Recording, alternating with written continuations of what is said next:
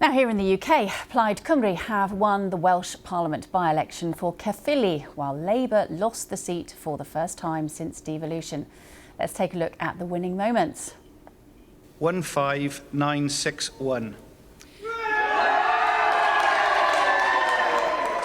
There it was. It is the 14th time lucky for Lindsay Whittle. The Plaid candidate had stood time and time again in the constituency at elections for Westminster and Cardiff Bay since 1983. He said winning the Senedd by-election was better than scoring the winning try for Wales against New Zealand in the Rugby World Cup. Here's the final number of votes for each candidate. Plaid's Lindsay Whittle, a clear lead with almost 16,000 votes. Reform UK's Claire Powell came in second with just over 12,000 votes.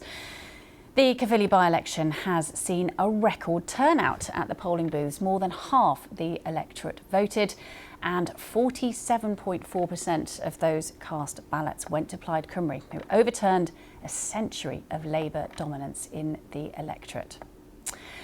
Well, Plaid Cymru's leader, Rhun ap Iorwerth, celebrated his party's win, saying voters chose a progressive alternative to Labour.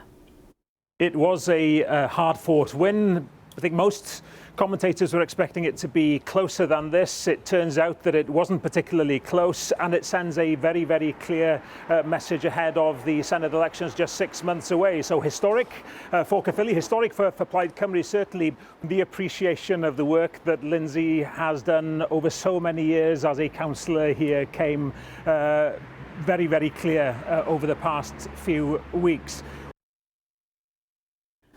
Well, Labour won just an 11% share of the vote, and the Labour minister and Torfan MP Nick Thomas-Simons says his party's loss in Caerphilly is disappointing but not surprising.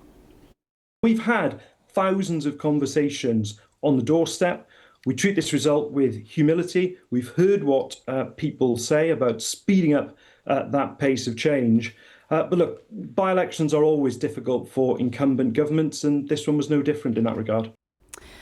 And coming second was Reform UK. Let's listen to the reaction from the chairman, David Bull.